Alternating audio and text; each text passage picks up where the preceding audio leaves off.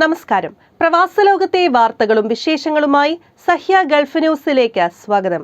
പ്രധാന വാർത്തകൾ.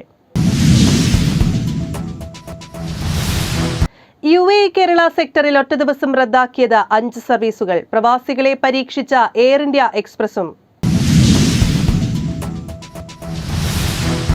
രേഖകളില്ലാത്തതിനാൽ ചികിത്സ തേടാനായില്ല. അഭയമായത് വേദന സംഹാരികൾ. ഒടുവിൽ രാജേന്ദ്രൻ നാട്ടിലെത്തി.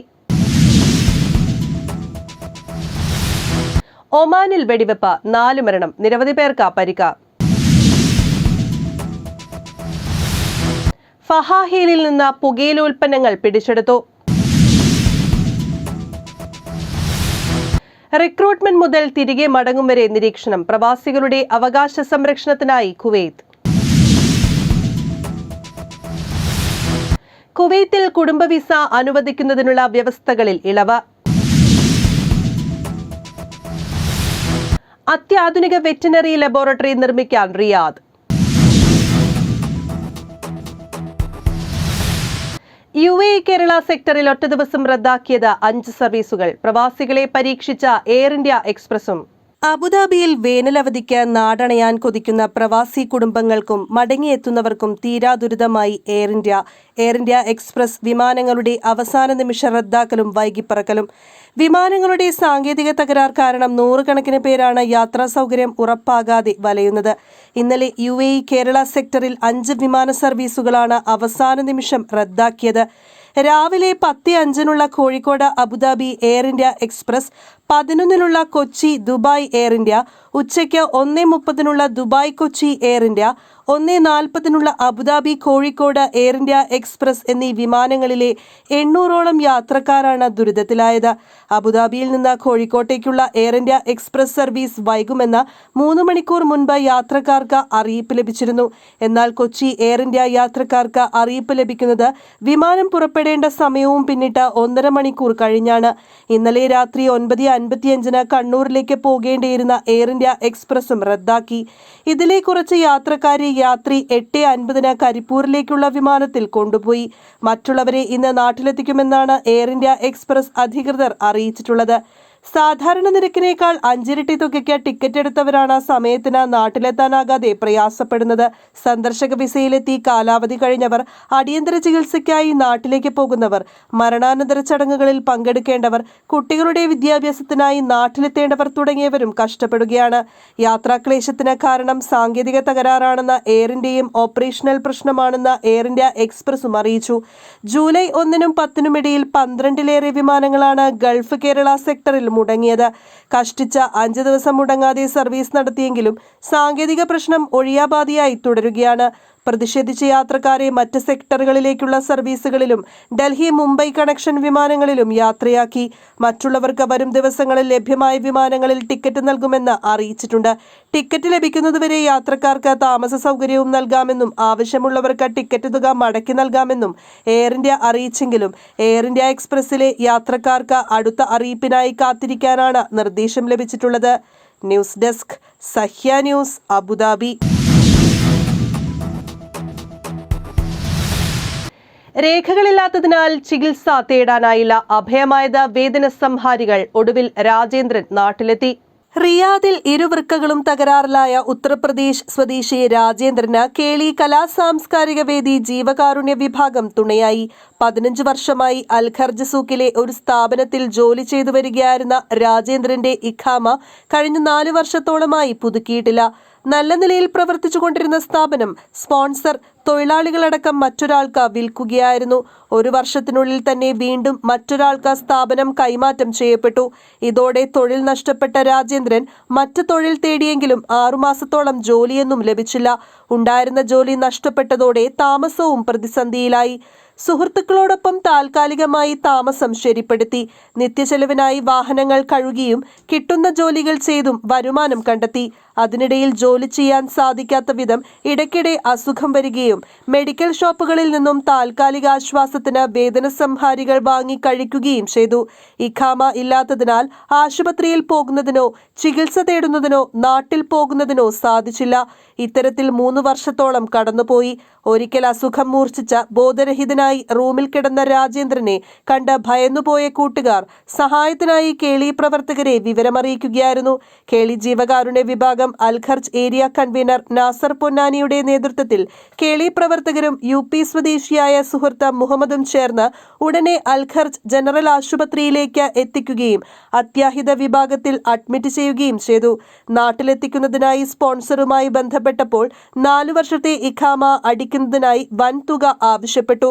തുടർന്ന് ഇന്ത്യൻ എംബസി സെക്രട്ടറി മൊയിൻ അക്തറിന്റെ നേതൃത്വത്തിൽ അൽഖർജിലെ ലേബർ കോർട്ട് വഴി പെട്ടെന്ന് എക്സിറ്റ് അടിച്ച് കിട്ടുന്നതിനുള്ള ശ്രമങ്ങൾ നടത്തി. ലേബർ കോർട്ടിലെ ഉദ്യോഗസ്ഥരുടെ സഹകരണം കാര്യങ്ങൾ വേഗത്തിലാക്കാൻ സഹായിച്ചു. News desk Sahya news, Riyadh. ഒമാനിൽ വെടിവെപ്പ്, 4 മരണം, നിരവധി പേർക്ക് പരിക്ക്. ഒമാനിലെ മസ്കത്ത് നഗരത്തോട് ചേർന്ന് വാദി കബീറിൽ പള്ളിയുടെ പരിസരത്തുണ്ടായ വെടിവെപ്പിൽ 4 മരണം, നിരവധി പേർക്ക് പരിക്കേറ്റു. റോയൽ ഒമാൻ പോലീസാണ് ഇക്കാര്യം അറിയിച്ചത്. സാഹചര്യം നേരിടാൻ എല്ലാ സുരക്ഷാ നടപടികളും സ്വീകരിച്ചിട്ടുണ്ടെന്നും അന്വേഷണത്തിനായി തെളിവുകൾ ശേഖരിക്കുന്നതിനുള്ള നടപടികൾ പൂർത്തിയാക്കുകയാണെന്നും പോലീസ് അറിയിച്ചു. പ്രദേശത്തെ സ്ഥിതിഗതികൾ നിയന്ത്രണ വിധേയമാക്കിയിട്ടുണ്ട്. മരിച്ചവരുടെ കുടുംബങ്ങളോട് ROP അഗാധമായ അനുശോചനം രേഖപ്പെടുത്തുന്നതായും പരിക്കേറ്റവർ വേഗത്തിൽ സുഖം പ്രാപിക്കട്ടെയെന്നും റോയൽ ഒമാൻ പോലീസ് പ്രസ്താവനയിൽ പറഞ്ഞു. News desk Sahya news, Muscat. ഫഹാഹിലിൽ നിന്ന് പുകയില ഉൽപ്പന്നങ്ങൾ പിടിച്ചെടുത്തു. കുവൈത്തിൽ അൽ അഹമ്മദി ഗവർണറേറ്റിലെ സുരക്ഷാ ഉദ്യോഗസ്ഥർ ഫഹാഹിൽ മാർക്കറ്റിൽ നിന്ന് 582 പാൻ മസാല പൗച്ചുകൾ പിടിച്ചെടുത്തു. നിരോധിത വസ്തുക്കൾ വിൽക്കുന്ന കടയുടമകളെ കൊമേഴ്ഷ്യൽ പ്രോസിക്യൂഷന് റഫർ ചെയ്തിട്ടുണ്ട്. വാണിജ്യ വ്യവസായ മന്ത്രാലയത്തിന്റെ നേതൃത്വത്തിലാണ് ഈ പരിശോധന നടന്നത്. അൽ അഹമ്മദി, ഹവല്ലി, ജഹ്റ, ഫർവാനിയ ഗവർണറേറ്റുകളിൽ വിവിധ സർക്കാർ ഏജൻസികളുടെ സഹകരണത്തോടെ വിപുലമായ പരിശോധനാ ക്യാമ്പയിനുകൾ നടന്നുവരുന്നതായി അധികൃതർ അറിയിച്ചു. ന്യൂസ് ഡെസ്ക് സഹ്യ ന്യൂസ്, കുവൈത്ത്. റിക്രൂട്ട്മെന്റ് മുതൽ തിരികെ മടങ്ങും വരെ നിരീക്ഷണം, പ്രവാസികളുടെ അവകാശ സംരക്ഷണത്തിനായി കുവൈത്ത്. കുവൈത്തിൽ രാജ്യത്തെ പ്രവാസി തൊഴിലാളികളുടെ അവകാശങ്ങൾ സംരക്ഷിക്കുക എന്ന ലക്ഷ്യത്തോടെ public authority four man power പ്രഖ്യാപിച്ച ടുഗദർ 4 പദ്ധതിക്ക് തിങ്കളാഴ്ച തുടക്കമായി. രാജ്യത്തെ മുഴുവൻ പ്രവാസി തൊഴിലാളികളുടെയും അവകാശങ്ങൾ ഉറപ്പുവരുത്തുന്നതിനുള്ള എല്ലാ നടപടിക്രമങ്ങളും അവലോകനം ചെയ്യാൻ അതോറിറ്റി ശ്രമിക്കുന്നതായി PAM labour protection secretary acting deputy director general doctor Fahad Al Mohrad വാർത്താസമ്മേളനത്തിൽ അറിയിച്ചു. റിക്രൂട്ട്മെന്റ് ഘട്ടം മുതൽ തൊഴിലാളികൾ സ്വദേശങ്ങളിലേക്ക് മടങ്ങുന്നതുവരെയുള്ള നടപടികളുടെ എല്ലാ വശങ്ങളും ഇത്തരത്തിൽ വിലയിരുത്തും. സിവിൽ സൊസൈറ്റി സ്ഥാപനങ്ങളുമായും സാമൂഹ്യ കൂട്ടായ്മകളുമായും സഹകരിച്ചുകൊണ്ടാണ് ടുഗദർ 4 ദേശീയ പദ്ധതി നടപ്പാക്കുകയെന്നും അദ്ദേഹം ചൂണ്ടിക്കാട്ടി. പദ്ധതിയുടെ ഭാഗമായി തൊഴിലാളികൾക്ക് സാമൂഹികവും മാനസികവും നിയമപരവുമായ പിന്തുണ ഉറപ്പാക്കുമെന്നും 6 വ്യത്യസ്ത ഭാഷകളിൽ ഹോട്ട്ലൈൻ വഴി കൺസൾട്ടേഷനുകൾ നൽകുമെന്നും Kuwait society for human rights director board chairman Khalid Al Humaidi പറഞ്ഞു. ന്യൂസ് ഡെസ്ക് സഹ്യ ന്യൂസ്, കുവൈത്ത്. കുവൈത്തിൽ കുടുംബ വിസ അനുവദിക്കുന്നതിനുള്ള വ്യവസ്ഥകളിൽ ഇളവ്. കുവൈത്തിൽ കുടുംബ വിസ അനുവദിക്കുന്നതിനുള്ള നിബന്ധനകളിൽ നിന്ന് സർവകലാശാല ബിരുദം ഒഴിവാക്കിക്കൊണ്ടുള്ള ഭേദഗതിക്ക് 1ാം ഉപപ്രധാനമന്ത്രിയും പ്രതിരോധ മന്ത്രിയും ആഭ്യന്തരമന്ത്രിയുമായ ഷെയ്ഖ് ഫഹദ് അൽ യൂസഫ് അംഗീകാരം നൽകി. ഭേദഗതി അനുസരിച്ച് വർക്ക് പെർമിറ്റിൽ 800 ദിനാറിന് മുകളിൽ ശമ്പളമുണ്ടെങ്കിൽ സർവകലാശാല ബിരുദമില്ലാത്ത പ്രവാസികൾക്കും കുടുംബ വിസ അനുവദിക്കും. ഭാര്യ, 14 വയസ്സിൽ താഴെ പ്രായമുള്ള മക്കൾ എന്നിവരെയാണ് കുടുംബ വിസയിൽ കൊണ്ടുവരാൻ അനുവദിക്കുക. ന്യൂസ് ഡെസ്ക് സഹ്യ ന്യൂസ്, കുവൈത്ത്. അത്യാധുനിക വെറ്റിനറി ലബോറട്ടറി നിർമ്മിക്കാൻ റിയാദ്. റിയാദിൽ മൃഗങ്ങളെ ബാധിക്കുന്ന രോഗങ്ങൾ കണ്ടെത്തുന്നതിനും നിയന്ത്രിക്കുന്നതിനുമുള്ള അത്യാധുനിക വെറ്റിനറി ലബോറട്ടറി നിർമ്മിക്കാൻ റിയാദ് 175 മില്യൺ റിയാൽ ചെലവിൽ പദ്ധതി നടപ്പിലാക്കും. ഈ ലബോറട്ടറി മൃഗങ്ങളുടെ രോഗങ്ങൾ കണ്ടെത്തുന്നതിനും നിയന്ത്രിക്കുന്നതിനുമുള്ള കേന്ദ്രമായി പ്രവർത്തിക്കും. പ്രത്യേക പരിശോധനകളിലൂടെ രോഗകാരണങ്ങൾ കണ്ടെത്താനും രോഗവ്യാപനം നിരീക്ഷിക്കാനും നിയന്ത്രിക്കാനുമുള്ള സംവിധാനങ്ങൾ ഇവിടെയുണ്ടാകും. DNA സീക്വൻസിംഗ് ഉപയോഗിച്ച് രോഗങ്ങൾ കൃത്യമായി നിർണ്ണയിക്കാനും കഴിയും.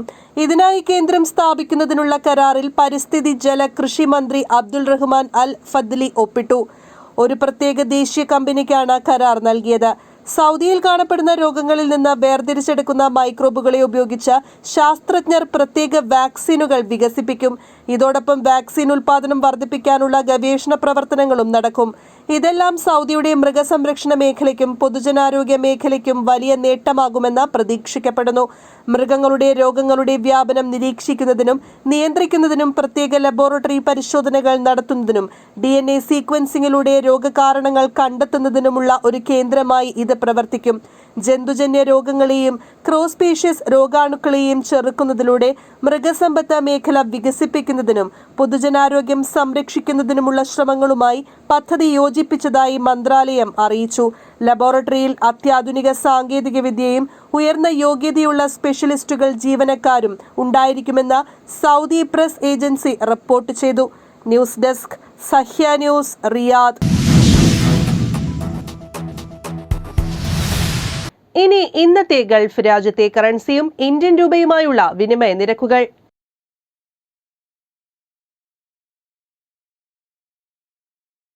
ഇന്നത്തെ ഗൾഫ് ന്യൂസ് ഇവിടെ പൂർണ്ണമാകുന്നു. ഗൾഫ് ന്യൂസ് വീണ്ടും നാളെ ഇതേ സമയം. നന്ദി, നമസ്കാരം.